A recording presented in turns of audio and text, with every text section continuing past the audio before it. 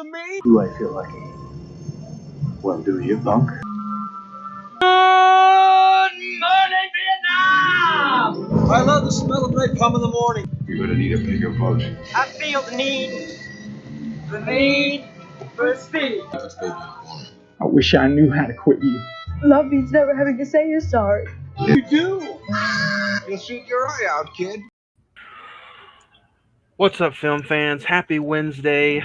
Welcome to another episode of the Cine-Men Movie Podcast. I'm one of your hosts, Juan, and I'm joined by the cast, the crew, the guys, the Cine Chatters, the Cine-Men, the Cine-Men. Zach? I'm not following that up, but hello, everybody. Craig? Yo, what up?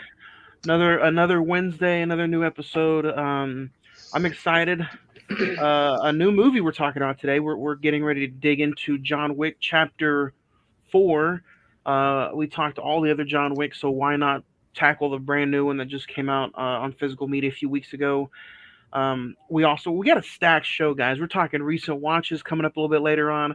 We got a brand new top 5, and then we're going to dig into the email bag. And we're going to have a great conversation about John Wick, Keanu Reeves, and everything. Get to it. But if you did not join us for last week's episode, hit us up on the social media and wherever you listen to podcasts at. Listen to last week's episode. It was almost a state of the franchise episode. We reviewed WALL-E. We dug in and talked about where this podcast might be going in the future.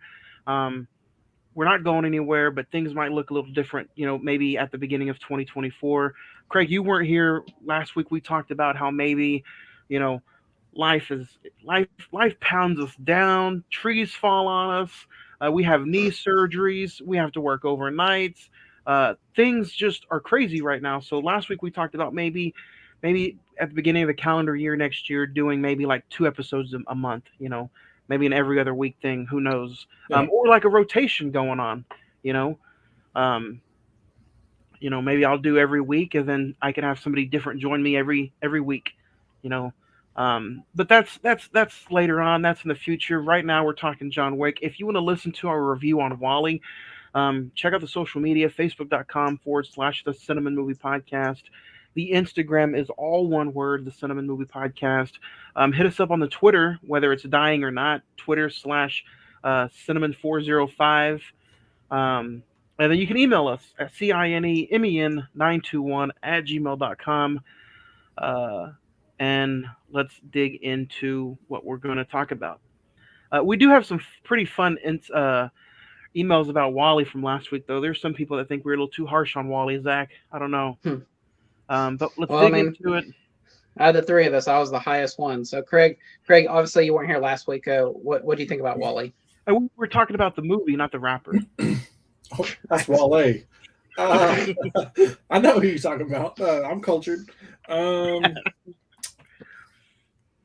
There's good parts in WALL-E. My argument last week, it just wasn't memorable like Toy Story or any of the other Pixar movies. Yeah. I think the whole premise of it is just a little too political for it to be to enjoy as an adult. I understand how they're like, oh, we need to save the planet, but the same people who are pushing to save the planet are the ones who drive private jets who do more carbon emissions than all 3 of us combined in about 10 years. So, yeah, that's true. And I think that was one of Zach's and Ed's biggest complaints last week. I think mine too, But if you want to listen to those opinions, go back and listen to last week's episode wherever you listen to podcasts. Social media, like we said, you can hit us up on the social media, and then where to listen to podcasts. Wherever you listen to your regular podcast, you can find us there as well. Spotify, Anchor, Podbean, iHeartRadio, Pandora, Amazon Music, TuneIn, Stitcher, and others. But let's get into some recent watches. We didn't talk recent watches in a few weeks. Craig, you want to start us off? You have anything that you want to kind of talk about or maybe recommend? I have not really watched anything. If it's not me going to the theater, TV just hasn't really been my thing. Did you see anything on the TV? Movies. The Beasts, Transformers? Yeah, I went and saw the Transformers movie. It was all right. It had its moments. The CGI was good at some points. I feel like when it got to be super close up is when it had the issues. And then, spoiler alert: the ending scene with the main character, the guy. Like, what are we doing here? I heard it had something, and again, spoilers. So if you want to go see, Transformers, go see it. But I heard it doesn't ruin the movie or anything. I heard there was like a GI Joe spoiler.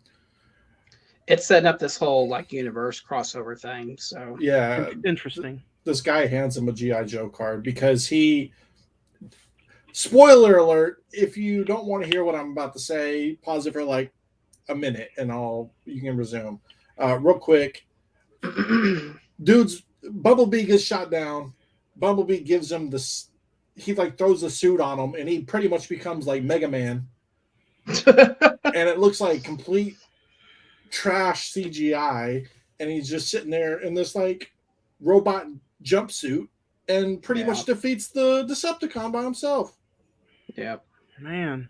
And then he goes and he's like trying to find a job, and the dude's like, "Welcome to GI Joe. If you ever want to join us, give me a call." And hands him a card, and I'm like, "Bro, this shit is trash." and then it's like, see you in 3 years, basically. Couldn't even get a Channing Tatum cameo. No. Man. Other than Fantastic Beasts, what else did you check out? Or Beast Formers? That's really it. I still haven't seen The Flash. That's two of us. Spider-Man was great. And then I have tickets for Mission Impossible next Monday and Oppenheimer the week after that. Mine's kind of. I finished up. I rewatched Star Trek. Brainchild of an episode coming up in a few weeks. Yesterday was the 4th of July. I had to watch I Know What You Did Last Summer. That's not where I was expecting you to go. Yeah. I was like, Independence Day. And I got to talk to somebody. Craig, I know you're not a big Bang fan. It's trash. I finished the series. All these years, I've always been a big fan, but I've only seen up to season 8. Well, the last few weeks, I just binged watched all 12 seasons. I finished season 12 the other day, Zach. You finished it, correct? Yeah. I never started. I have to say, I love the way the emotional ending was, but it kind of felt a little empty with the series finale. Do you remember the series finale? And if so, what were your thoughts on it? Doesn't in a series finale, like Sheldon get like his Nobel Prize or something like that? So Sheldon gets the Nobel Prize. Everybody is like wanting to leave and not be his friend anymore because the way he was treating them up into the final episode. But like Penny tells him the only change that's going to be for sure is change. You have to be open to change. So he thanks and tells everybody he loves them. And then at the very end, when they're playing the acoustic version of the theme song, you notice that he's not sitting in his spot. He's somewhere else on the couch and somebody else is in his spot. So it's kind of an adorable, lovable ending, but I kind of still feel a little empty. Like it didn't feel like that was the it.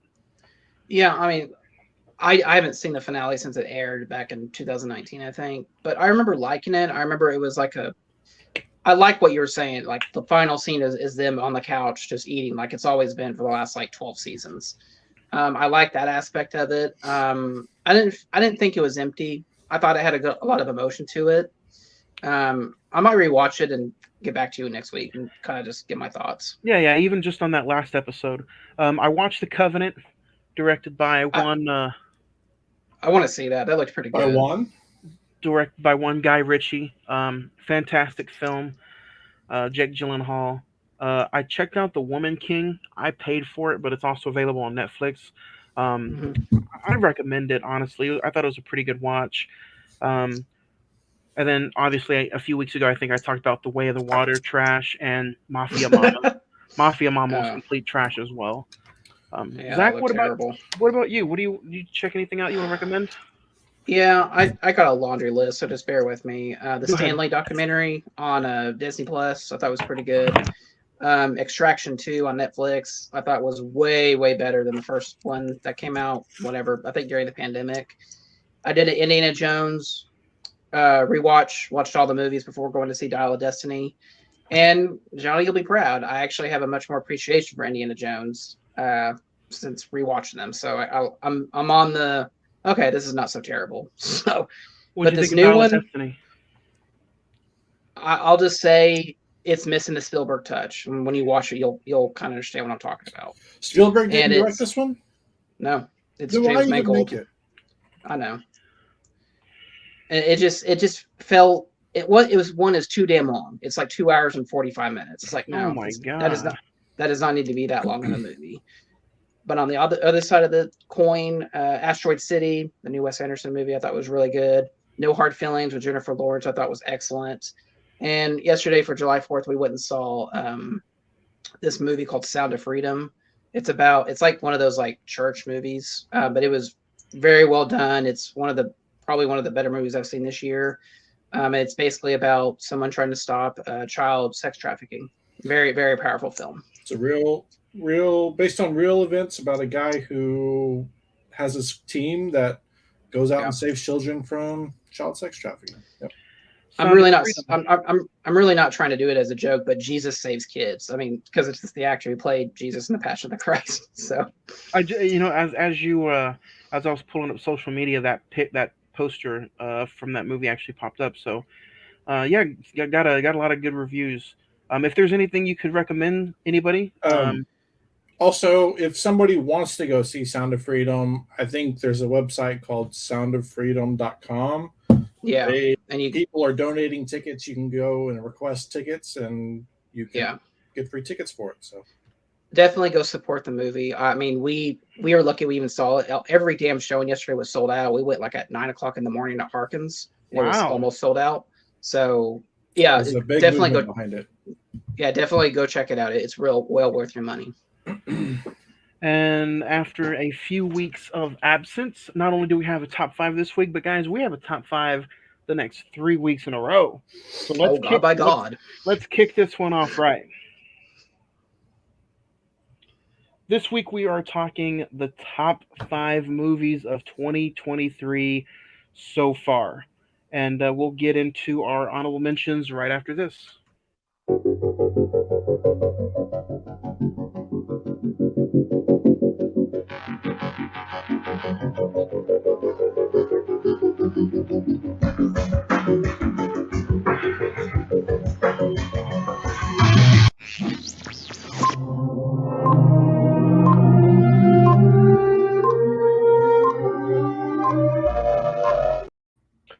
All right, guys, top 5 movies of 2023 so far. I'm going to rapid fire through my honorable mentions. Knock at the Cabin, Guardians of the Galaxy Volume 3, Pope's Exorcist, and Scream 6. Anybody else have any honorable mentions? Yeah, I'm going to do Extraction 2 on Netflix. Just previously talked about Sound of Freedom, and my official honorable mention, Guardians of the Galaxy Volume 3. Nice. I'll jump into my number 5 right off the bat. It's going to be the Super Mario Brothers movie. I think as an animated film, this hits on all cylinders. It has an aspect of real life. It places your movie characters exactly where you probably want them to be, and it does everything in an hour and 28 minutes. It's funny, action-packed, it's memorable, and it leaves you wanting more. And it was a great story. So number 5 for me is going to be the Super Mario Brothers movie. Zach, what about you? What's number 5? And to add on to that, great voice cast. I thought everyone I thought was casted well in their roles. What? Mario left something to be desired. It was okay. I think Donkey Kong and Bowser were a lot better than I thought they were going to be. Yeah, I thought Jack Black really stole the show for sure. My number 5 is going to be Creed 3. Came out early March. All three of me, Craig, and Ed were really high on it. When we got out of the theater, I thought it was a great transition from the mentor of Rocky to Adonis Creed to Creed doing his own thing. The addition of Jonathan Majors was awesome, and I really thought it was a good ending to that character. But I'm pretty sure I think there's a Creed 4 that's going to happen. But I thought Michael B. Jordan was awesome as the director. I thought he really understood the character and where it was supposed to go. So well worth mentioning for a top 5. Creed 3. Craig, number 5 for you. Yeah, my number 5. I'm gonna split. I got a 5A, 5B. Transformers and Scream 6. I feel like I haven't seen many movies this year. Both of them were good. I feel like Transformers kind of let me down at the end, even though I had fun watching it and it was enjoyable. And then Scream 6 was a pleasant surprise that I honestly didn't see coming in my watches this year. So that's my number 5. Number 4 for me, Zach, you just mentioned it. You touched on it. Creed 3 is my number 4. Solid film. And you know what? By all means, all these movies I'm talking about, none of them are 10s for me. So far, there have been no 10s this year for me out of going to the movie theaters. I hope that changes with Mission Impossible so far. But so far, none of them are 10s. Number 4 is Creed 3. For everything you hit on, Zach. The story between the two just felt rushed. I kind of wish there was a little bit more meat and potatoes between the two main characters, but it is what it is. So never say never in the Rocky franchise. So number 4 for me is Creed 3. Zach, number 4 for you? Number 4, still in theaters right now, had in my recent watches, is No Hard Feelings, starring one Miss Jennifer Lawrence. Really enjoyed this. When I walked out of it, I really thought, wow, we hadn't had like a raunchy sex comedy in quite some time, and actually one that was done good. And it was really nice to see that, wow, those movies can still be made. I know Joyride comes out this week, and I've heard really good things about that one as well. Jennifer Lawrence was awesome. I really didn't know that she could do a comedic performance like that. And even her co-star, Andrew Barth Feldman, they both had really good chemistry, and I thought the story's a little predictable, just given what the movie's about. But I really enjoyed it. I thought it was well worth the money, and maybe one day we'll talk about it. No, they do not fall in love, actually. So not that predictable, then, Zach. Well, when you watch it, you'll see. So that's my number 4. Craig, number 4 for me, following up with Johnny, Creed 3. Like you guys said, the cast was there, the score was there, the music was there. A lot of the scenes were there. Some of the ideas and thoughts behind what Michael B. Jordan decided to put on screen. But like you said, it was just the story kind of felt rushed. It felt like they didn't really put it all together as well as it could have been. So it's my number 4. Number 3 for me, which might come to some shock to people, but I had a hell of a good time watching this movie. It was memorable, action, comedy, gore. Number 3 for me is Cocaine Bear. I absolutely loved it. The cast was funny. The guy who plays Solo is one of the main characters in the movie. He's a funny cat. You also get the last performance from Ray Liotta in the movie. And it's based off of a true fun story. So, and it was quick. It was in and it was out. You're fast, hour and 40 minutes. And like I said, it was memorable and it was a good time watching it. So it's on Peacock, so go check it out. Number 3 for me is Cocaine Bear. Zach, number 3 for you? Number 3, still in the theaters right now. I wasn't on the episode with you guys. Spider-Man Across the Spider-Verse, fantastic movie.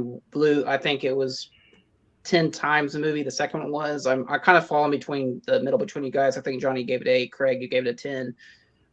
I'm giving it a 9. I thought the animation was beautiful, like very pastel colors. Just and each multiverse had its own kind of coloration and animation to it, which I thought was brilliantly well done.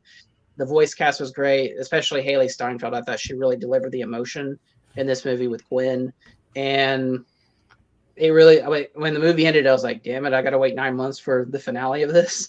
I mean, it was really, I thought it was a good It's cliffhanger it's for the been film. pushed out, from what I heard. Yeah. Is it not coming out in March anymore? No. I heard because of the screenwriters thing that's getting blocked out some more. Oh, lovely. It's not even in But that's pre-production. Great. Well, that's my number 4. That's my number 3 for right now, Across the Spider-Verse. So My number 3. My number 3 is John Wick 4. I'll talk about it a little bit more during today's episode. It gives you the same thing it gives you in the other 3. So We'll get into it. Number 2 for me is this tie. Honestly, 1B is going to be Spider-Man Across the Spider-Verse, and my true number 2 is going to be Tetris. Fun film, Apple TV Plus. I wish it was a physical copy, because not only does it make you want to go download Tetris and play for hours, but it's based on a true story. Great acting, great story. Taron Egerton knocks it out of the park, and so far out of this 6-month reign, he's my favorite actor as far as roles that I've seen this year so far. So number 2 for me is Tetris. Zach, number 2 for you? number 2, a little independent film that came out the same day as John Wick Chapter 4 and was in the theater for maybe 2 weeks and then got pushed out. A Good Person with Florence Pugh and Morgan Freeman. Love this movie. It follows Allison, whose life falls apart following her involvement in a fatal accident. I know we're trying to review movies that are out and streaming and whatever. People can go to Redbox. I think we should review this maybe one day in the future. I think it's a really well done movie. I would like to get your guys' perspective on it. So, is it physical media, or where can you stream it? I think you can stream it like Amazon Prime. Like you can use like $5.99 on iTunes, and you know me. You know I'm gonna buy it. You can get it on Amazon. You can buy the Blu-ray there. So, and it has a digital copy if you want to put it on Vudu. I just think it's a really well directed, well acted, moral story about just having to put your life back together. And I thought, yeah, I'd like to review it one day. So yeah, Craig, number 2 for you. I just want to say I forgot about Tetris, dude. Like, how fun! How I forgot about it, I don't know, but honestly, it probably goes in that 3 spot and pushes everything back 1. Because I remember when I watched it, I texted you guys and I was like, Tetris is legit. You're the one who got me onto watching it. So I watched that weekend. I was blown away by it. Yeah. So I'll put that in there. Transformers and Scream 6 out. Is that your number 2? Is that your number 2 then? Is Tetris? No, it's going to be my number 3. We're on 2 right now. I know. I'm just telling you, everything else is being pushed back. Oh, so my number 2 is going to be Mario. I had fun watching Mario. Took Adley to see it. She was dressed up as Mario, so it made it all more enjoyable. We've seen it multiple times since it's hit the streaming services. So I really thought that would be your number 1 because I'm curious about what your number 1 is going to be. Yeah, it's a solid movie. So the fact that it did so well, and Nintendo's probably going to put out something else, which I think they're in talks for a Zelda, which I don't know if I'm excited for how they do Zelda, because I don't think Zelda would match the way they did Mario. But if they do it correctly, it'll be another $250 billion film. I think his number 1 is going to be Dungeons and Dragons. Is it your number 1? No. Never know.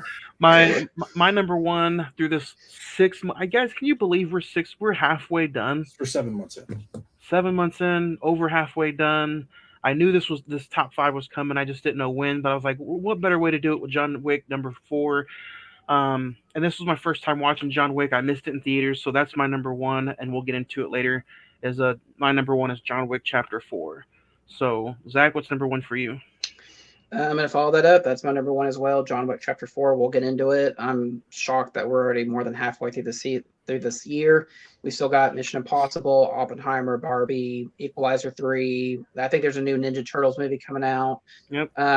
So yeah, we still got a lot. We still got a lot on the docket. I saw the new trailer for Killers of the Flower Moon. I think that's going to be pretty epic. So we got a Dune lot. Part 2.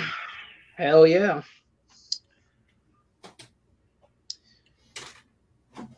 When you're ready, Craig. So my number one. Oh, he's got a physical media copy. Oh yeah. That Across the Spider-Verse is fantastic. Thank you. Yeah. Fantastic. The music, the people, the actors, the voice actors, the direction. Like when it ended with the to be continued, I was so mad because I was expecting everything to pay off in this film, and I didn't know it was a two-parter. Yeah. So like, yes, it kind of sucks that it was a two-parter, but at the same time, like, it's like, okay, when it's all said and done, this is going to be one giant 6-hour Story. and so it makes it all the better. I think Sony hit a home run in their. I mean, we even said it back in the first one. They hit a home run with the art direction of this, making it comic book related, adding all of the cameos in this one. It's just, I truly think it is one of, if not the best Spider-Man movies. So Yeah, I would agree. And I remember when it came out, it was just like people were comparing it to like The Dark Knight and Empire Strikes Back of like sequels, like the second film in a franchise. I was like, all right, stop. But yeah, it really is. Like I think it pissed people off that it is a cliffhanger, but I think the way they set the puzzle pieces up of how it's going to be resolved, it really makes people excited. So yeah, no, like, because it's like it ends with him being in a different universe, seeing another Miles whose dad had already died. So and I was just like, okay, we about to get into the real stuff here. And then it's like, no, you're going to wait. Gotta wait about that. So I was super, super upset leaving the theater. But the more I thought about it, I'm like, I get a whole nother chance to go experience this again. You get a whole nother chapter in the Miles Morales story. Yeah. Yep. So that's kind of it sucked at the time, but being able to go and experience the whole kind of story again, that's something you search for when you go to the movies. You want that experience where you're excited, you experience all the range of emotions in a film, and then to be able to go and do it again, it's gonna be awesome. So speaking of range of emotion, guys, the next few weeks, next week we are going to be talking about our top 5 movies that we're most looking forward to for the rest of the year. And then the week after that, we will be talking about our worst movies of 2023 so far. So get those ready for the next coming weeks. But now let's dig into John Wick Chapter 4. IMDb has it at a 7.9. Rotten Tomatoes at 94%. The Metascore is at 78%, while the Google users are at 90%. The budget was only $100 million. It grossed a little over $432 million at the box office. It came out this year, March 24th, 2023. John Wick uncovers a path to defeating the High Table, but before he can earn his freedom, Wick must face off against a new enemy with powerful alliances across the globe and forces that turn old friends into foes.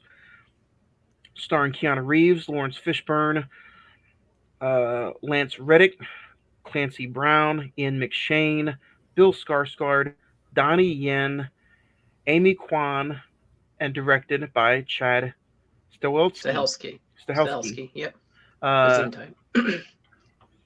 did not check this in theaters. Craig, I don't know if you did or not. Jack, you did. Let me know, what was it like when you exited the movie theater, and then what was it on this rewatch? What was it like? Yeah. I'll just say going into a fourth film into a franchise, it takes a lot to really impress people, especially 4 movies in.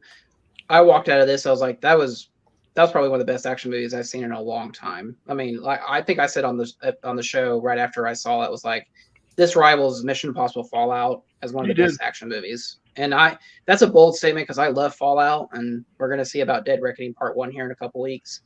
But this one, I think in comparing it to the Mission Impossible films, each film has been able to take a step forward and do something that's no one has done. It's a different type of action, and the action is much more better than the previous films. For this one, that last 45 minutes to an hour is pure straight adrenaline action, and I loved it. I thought we'll get into more details, but to me, I thought, yeah, we're 3 months in, and I think I just saw the best movie of the year so far. So Yeah. See, when you compared it to Fallout, I was like, this guy, I know. I think so. So I didn't go see it in theaters. Personal things popped up, but today was the first time that I watched it, and I was gonna watch all three and then watch this one. I think that would have been a mistake. I just watched chapter 4 with an open mind, and the 2 hours and 49 minutes that I was dreading the entire time just flew by. And from beginning to end, I thought it was a complete joy. So those are my my few short words on it. Craig, what about you? Yeah, kind of like I said, the top 5, for better or for worse, depending on how you view it.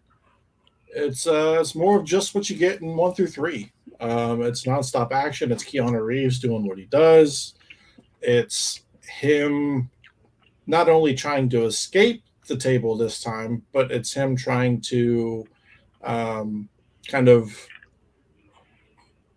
take out the hand that reached out to want to take out John Wick. So since nobody else could, obviously.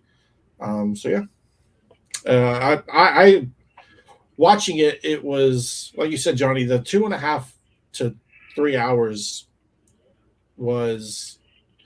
You were like, man, this is going to be a long movie because you're like, it's just going to be probably the same stuff as everything else.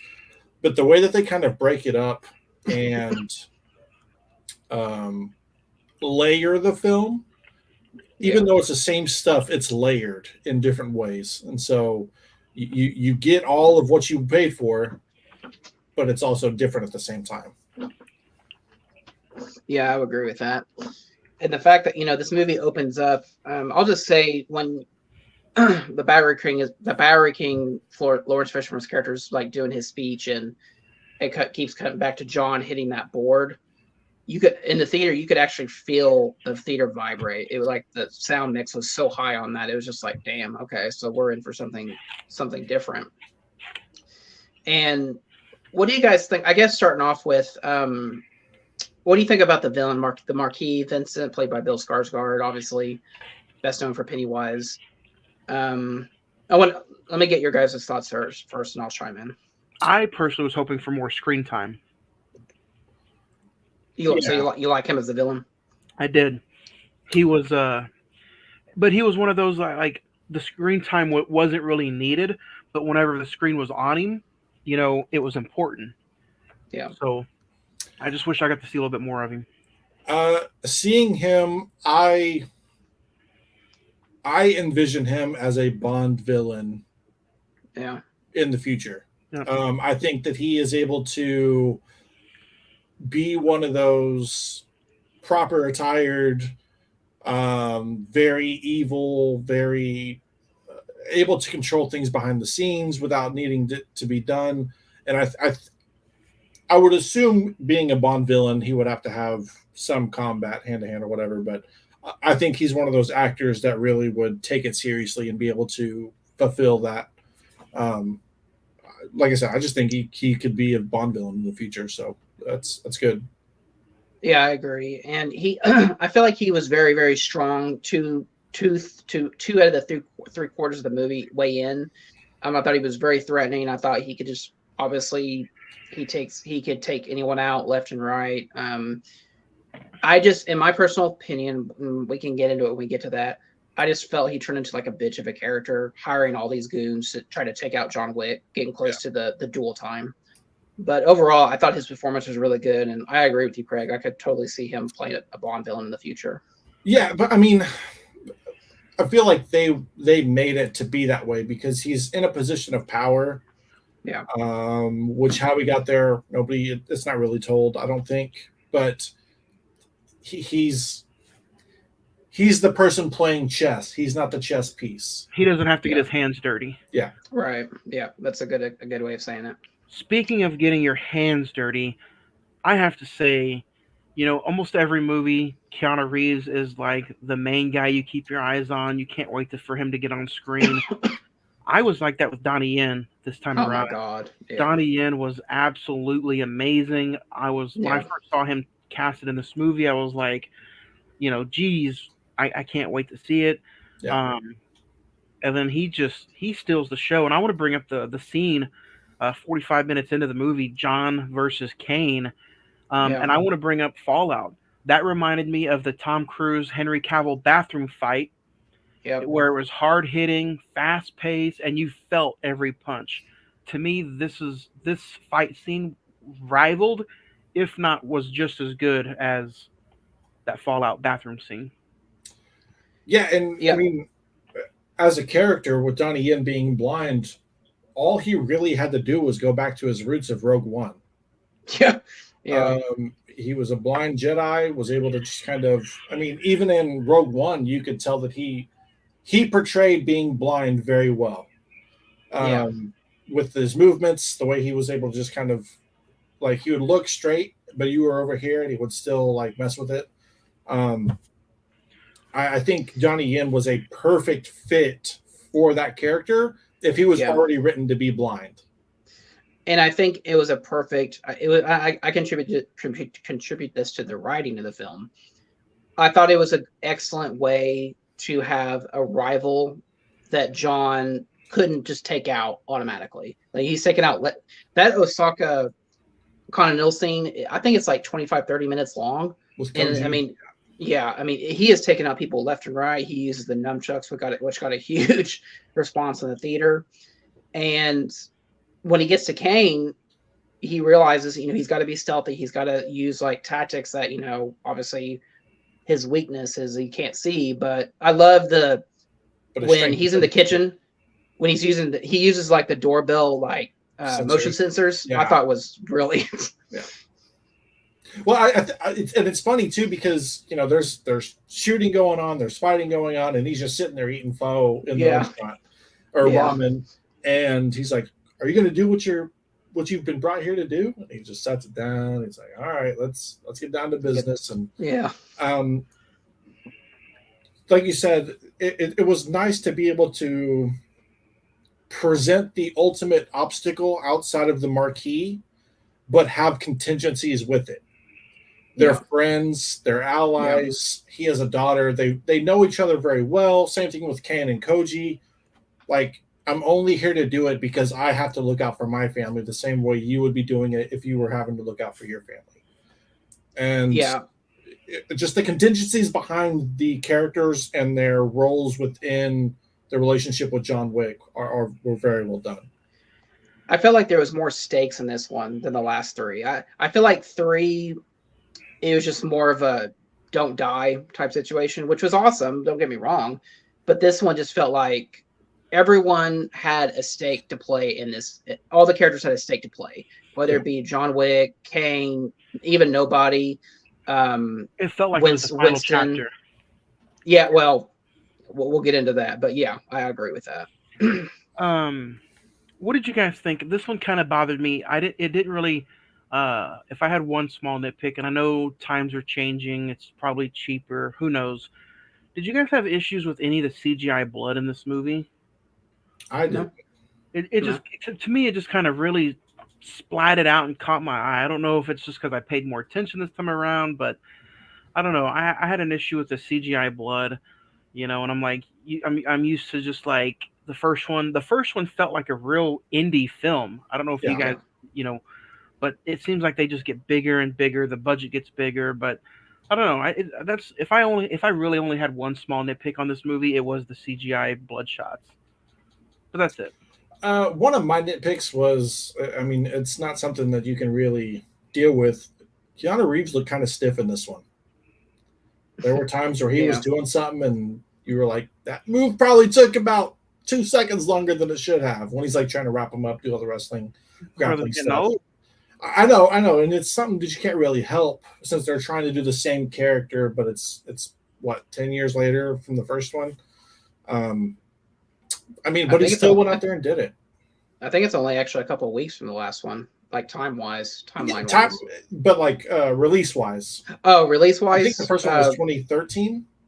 2014. So yeah, it's almost been 20. Yeah, it's almost been 10 years. Yeah. God, almost 10 years.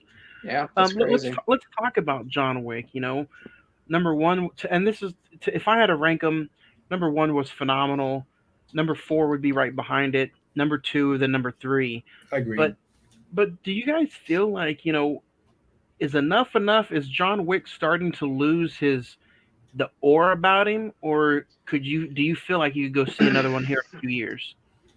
The way this movie is set up and the way this movie ends, I thought was a perfect way to wrap up the whole story. I don't think you needed a 5th one. If you want to do spin-offs, like I know next year we're getting Ballerina with Ana de Armas. It is set between chapter 3 and 4. That's fine. The Continental, which is going to be a Peacock show later this year, that's fine. I just don't think you need to do Keanu Reeves, John Wick, because I think that story is done. If you want to do spin-offs, explore more of the mythology of the universe, that's fine with me. Yeah. But that's just my 2 cents about it.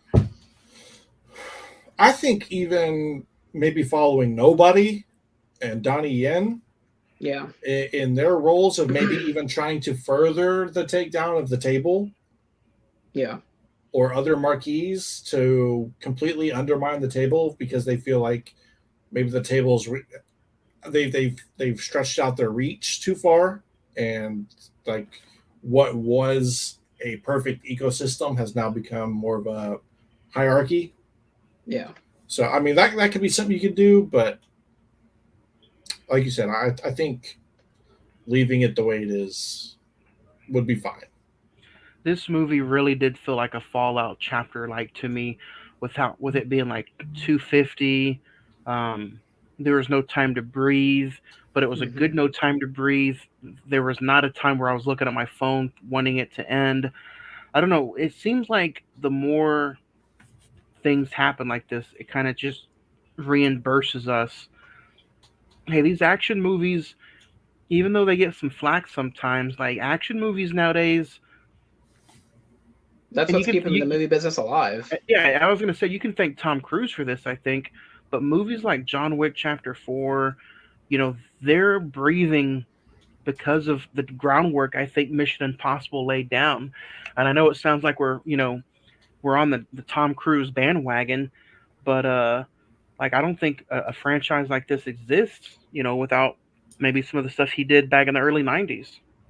Yeah, I would agree with that.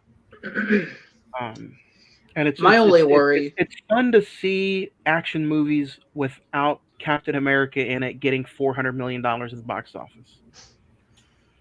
Well, I mean, this movie did get $400 million at the box office, but yeah. Yeah, I totally agree with you saying it, you know, and the fact that this really turned out, the way this started was just a little independent film that I think, you know, I think people thought it would do good. It was kind of a career resurgence for Keanu Reeves. But I mean, the fact that we're 4 films in and each film gets more money at the box office, I think just establishes that if you can just create a good character and a great world around him, people will go see it regardless of what it is, you know? Yeah.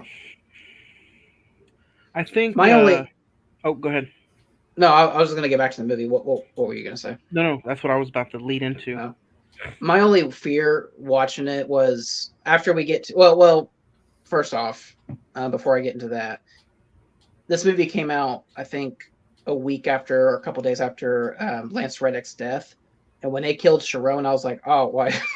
Like I don't know if that was too soon or what. Obviously, they didn't know what was going to happen, but I felt like if this is the time to kill off that character, obviously it was the right time. But I know he shows up. Obviously, he filmed. I think he's going to be in Ballerina. And I think he's going to be in the Continental. I think, but I just felt like the timing of it didn't help it. But it was a sad situation what happened. So what I was going to get into was my worry was after he talks to Winston about if you can get them to do a duel, you could be free from all this. And like, how would you do that? When he goes to the Rescaroma and he talks to Katia about, hey, if you kill the man who killed my father, then we'll be behind you. That worried me because it's like we're kind of going to this B plot thing where I'm just like, I don't know. Guys, that poker scene, that might be the best part. That might be the best part of the movie, honestly. I mean, it was so intense. You get Kane, Wick, and nobody. This big fat bastard that they're just playing cards, and it's just like it's a giant conundrum of like everyone wants to kill everyone. Wick, what do you want? I'm gonna kill you, and that's what he sets his eyes on. And I think it's in the contract of John Wick movies. We got to have a club fight sequence in every movie. I think so. Well, the way that the Russian mafia dude, the way that he dealt the cards and everybody was like, okay, it's a good hand. It's like, oh, royal flush, oh, 4 of a kind. And then he starts laying down the 2s. And he's like, everybody thinks they have the winning hand, but it's always, it's always me. I set it up to be this way. So and then he slices the guy's neck with the card. The card, yeah. No, like you said, that scene was it was powerful, it was captivating, even though it was just kind of dialogue. Like it was important, and it pulled you in. Yeah.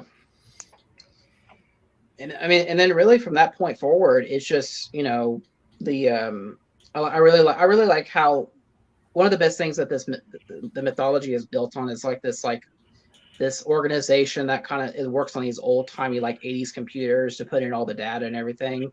And the radio station's on top of the Eiffel Tower, which I thought was a really cool kind of a characterization of the world, I guess. And then from that point forward, it's just them trying to kill John Wick and him trying to get to the duel sequence, get to the duel location on time. What'd you guys think of the shootout in the middle of traffic? Oh, I loved it. I can't tell I don't know if that's the best action sequence or the building sequence where it's shot from top to bottom and he's just like moving from room to room, taking guys out. Yeah. When I was watching the street sequence, I was like, this is going to be my favorite scene. Yeah. And then I got to the building and I was like, well, I don't know, because you don't ever really see scenes shot like that. The way that it's, he's moving through like a maze. He's got the dragon breath shotgun. Yeah. And obviously, I don't think you could have made the dragon breath shotgun seem as lethal in a behind the back shot. But from up top, the way that it was shot, it made it seem like it was more lethal than it was. Or it made it seem the most lethal that it could have been. So I think that variation of shot was very genius. And I liked how nobody, like, I think that character is interesting in the fact that I think he is like obsessed with John Wick. He has like his little notebook and he's like keeping tabs of how much the ransom, not the ransom, but the total is going up for his killing. And it gets to the point where, he could have killed Wick right then and there, but, goes back to a dog. And I think if he had let the main marquee guy kill the dog, I think he would have taken him out right there. But I think he earned the respect of nobody when he saved the dog. Yeah, it's like you took the gun off of me to save my, I don't want to say ally, but partner in saving the dog. So I think at that point it became, okay, an eye for an eye, essentially. Yeah. something else was cool even before all the action was the meeting of like I just call it the building of the duel, where they're using like the metal cards where whoever had the highest card got to pick guns, pistols, location. I thought that was that's like one of the one of the coolest things about this film series is that they are able to use really cool, slick tech type of savvy things to talk about like mundane, we've seen that a billion times type stuff. Yeah. You know, It's like it's so simple, but the way that it's done is ingenious. yes. And then you got some new tech with John Wick. I think at one point he has like a flame gun. That's the Yeah. Dragon's Breath shotgun. Yeah, there you go. Yeah. And I'm just like, but you would think that it is like maybe out of whack or maybe a little too cartoonish, but the way he just does it and the way he has his, his face about him, it's just, he's like, who would you compare John Wick as a character wise to maybe like a 90s action hero? Like, I may be thinking maybe you can't even compare him to Rambo because they're just two different kind of. The only thing I can think of is Clint Eastwood. Oh, yeah. Where he's he's yeah. cool as the other side of the pillow, but he's deadly as can be. Okay, That's a good comparison. Yeah, that is a good comparison. I was gonna say Rambo, but you're right, Johnny. Those are just two completely different characters. I think their methods of how to like solve a problem are kind of similar, but they come from two different backgrounds, I guess you would say. Yeah. Now this is different and unique. You could compare John Wick to maybe a Tom Clancy movie. What was one of those movies back in the 90s, like with Harrison Ford? Like Patriot Games. Patriots game. Yeah. Some of the maybe a character like that, to where he is an assassin, but it's kind. I don't know. Or maybe even the Bourne movies with Matt Damon. That kind of. I think that's as similar as you can get to that type of situation. Yeah. And then probably the one scene that I think really cracked people up was the stairs when he got to the top, and then the guy just pushes him down and he could stop at any moment, but he just keeps going and going and going until he gets to the bottom. thought that was just a great scene. And then from then on, you get Kane as an ally until you get to the actual duel. The duel sequence is actually, like you said, Craig, really old school, but done in a really cool, sophisticated way that we hadn't seen before. The sunrise duels, what I have in my notes. Yeah. I hope all that sunrise too is like actual, like real, not CGI. Yeah, because some of these shots were like, the cinematography was really good, and I was hoping, I didn't do any digging on it, but I was like hoping that it was like shot on location, outside, real sunsets, not just in a green screen. Yeah. I didn't know if it was shot on location or not. Yeah, I feel like no, just a lot of it was shot on location, so that helps these films that they're done that way. The whole backdrop of the traffic felt CGI-ish. Yeah. Was it CGI? Do you know if it was, or? I don't know. I think my hand. I mean, they tried to do as much practical stuff as they could. I mean, obviously, people get hit by cars. You got to do some CGI. Obviously, when the dog gets flung into the windshield of a car, that was CGI. Yeah. But I mean, I think they kind of had the same mindset as what Tom Cruise does. Let's just try to make this as real as we can possibly do. Yeah. And just sprinkle some CGI to make it look. It's almost like that's the recipe for success. Mm-hmm. You would think, yeah. It's funny how these franchises are able to capitalize on that. And we can guesstimate numbers right now, but guys, do you think here in a few weeks, back-to-back Julys, do you think Tom Cruise is going to do it again with Mission Impossible? I think so, yeah. The way this one has been built up, the promo trailers that are put out with it, where it has that eerie score in the background with the guy kind of doing the voiceover, where he's like, you have to pick a side, and it's just the build-up for these movies is better than some of the movies that have come out this year. Yeah. I was just gonna say, I'm sad to say that these Mission Impossible movies have done a better job of promotion and actual execution of their product than the Marvel movies have in the last 5 years. We're done with Marvel. We're done with Marvel. Yeah. But what do you? I mean, yeah. You guys... Oh, go ahead. No, I was just gonna say the fact that we had Top Gun Maverick last year. Now he has Dead Reckoning Part 1 and Dead Reckoning Part 2 next year.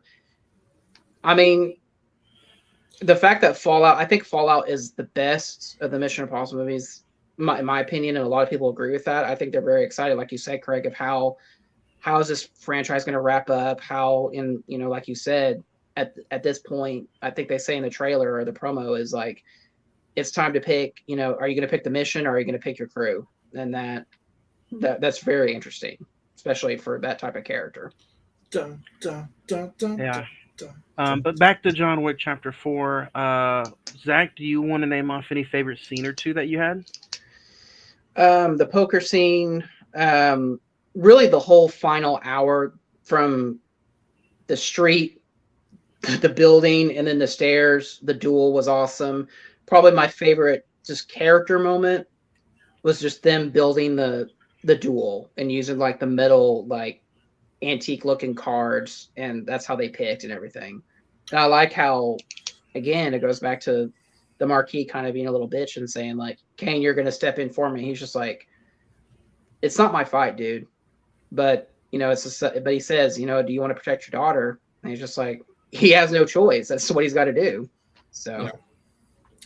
I was going to say that final hour might be in the top 3 of just hour sequences in cinema history. Oh, wow. Because, I mean, how many other movies have just an hour-long thing where it's like, it's a sequence where you're like, man, I need to go back and watch that sequence. And you're thinking in your head 15 minutes. And it's like, no, that's an hour-long sequence. And it goes by so fast. That's 45 minutes. What comes to mind is maybe Endgame, where, they get to the thing and as soon as Thanos starts raining down on them, and that's an hour long. John Wick Chapter 4 could almost be put up on that pedestal and compared to maybe like Saving Private Ryan. Almost feel that's what I was going to say. The Omaha like Beach sequence. Yeah, the Omaha Beach sequence in like the last hour of this is it's neck to neck, just of like, and the best thing about it is you don't get tired of it. You really want more. And it's just like, oh, damn, the movie's already over. I thought we just got done with it. We just started this like 5 minutes ago. So, yeah. What about you, Johnny? But did you have any more, Craig? Or no, I agree with you. I think that final hour, we're going to call it a scene because it feels like it never ends. So the hour scene and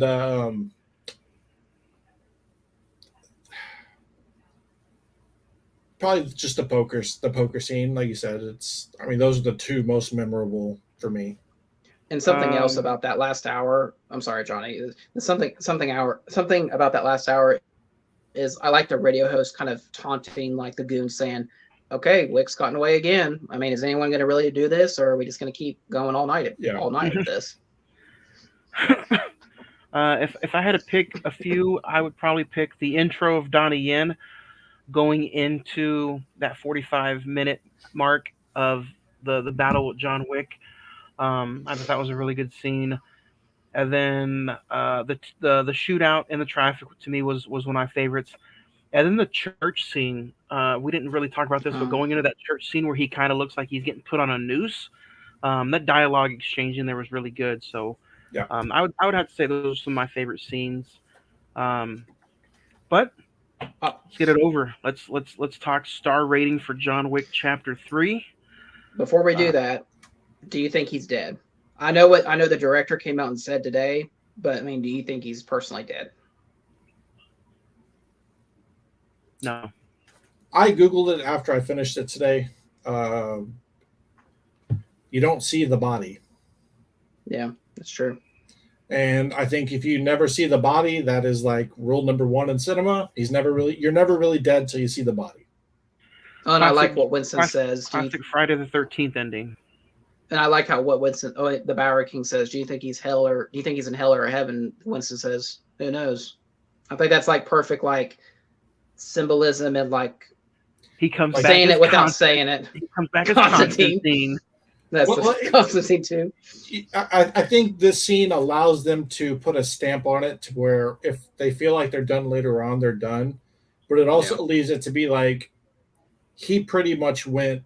We'll use the gray man as an example. You're not really alive. You're not really dead. You're there. People think you're dead, but you're still in the shadows. So the original ending, the alternate ending that they had was they showed him as they walk away. He's like standing like against a tree or something.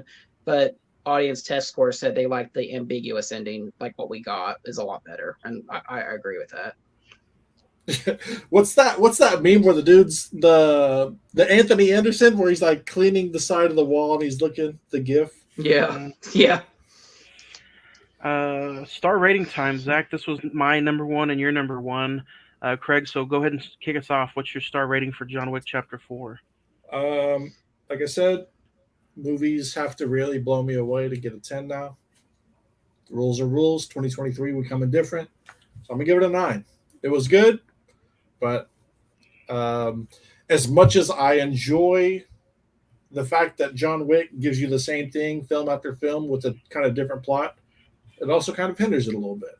So, yep, I'm right there with you. This to me I gave number 1 a 9. To me, this is just as good, if not a little bit better, but it still gets a 9 for me.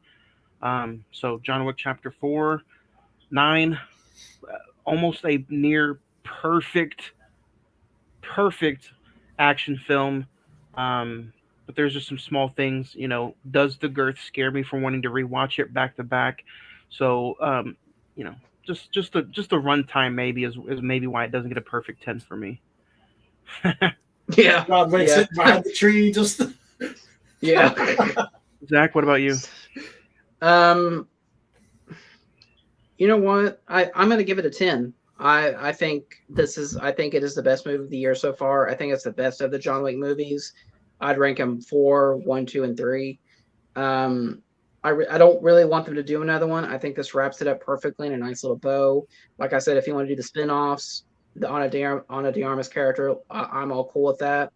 But just let John Wick rest in peace. That's all I ask. So. Loving father, husband. Yeah. Dog owner. Now let's dig into some emails. Again, if you guys want to email us at the show, cinemen921@gmail.com.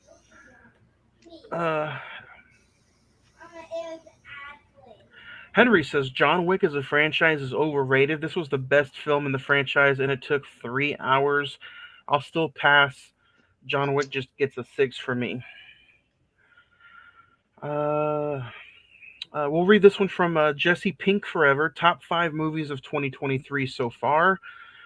Number 5, Evil Dead Rise. Number 4, John Wick Chapter 4.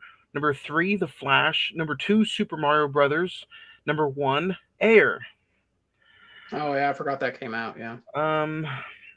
Omar says, I love your Sicario episode. Such a fun rewatch. It's always a 10 for me. And a film that I can't believe you guys have never reviewed yet. Perhaps the greatest of all time, Citizen Kane. I don't know if I can do Citizen Kane. That was the episode where we did our top 5 movies we can't believe we haven't done yet. James says, John Wick Chapter 4 was good, but some characters didn't make sense to me, and it was a little too long. 7 stars. Sam G69 says, I think The Flash is super underrated. I've definitely seen worse, but I cannot believe it's getting all this negative attention. It's a 7 for me, and I enjoyed you guys' review. Keep it up. I listen every week. Flash got a 7. What was your rating on it, Zach? I gave it a 7 as well. What I think he gave it a 9. So I didn't see it yet. So I think I'm just gonna have to wait for the Blu-ray. I had a ticket to go see it at like 3:00. Work got busy, so I couldn't leave. So I pushed the ticket to 5:00. Work ended, something came up, I had to cancel the 5 o'clock ticket, so I got a 9 o'clock ticket. Couldn't make it out there at 9 o'clock, so I got that Friday. It was like I had a Thursday, then Friday. It was like, all right, I'm going after work. Couldn't go after work, so I was like, dude, it's just not meant to be. We're gonna just Same. I had to cancel my viewing 3 times that opening weekend. Yeah. I had probably 4 or 5 tickets and showtimes ready to go too, and I just couldn't make any one of them.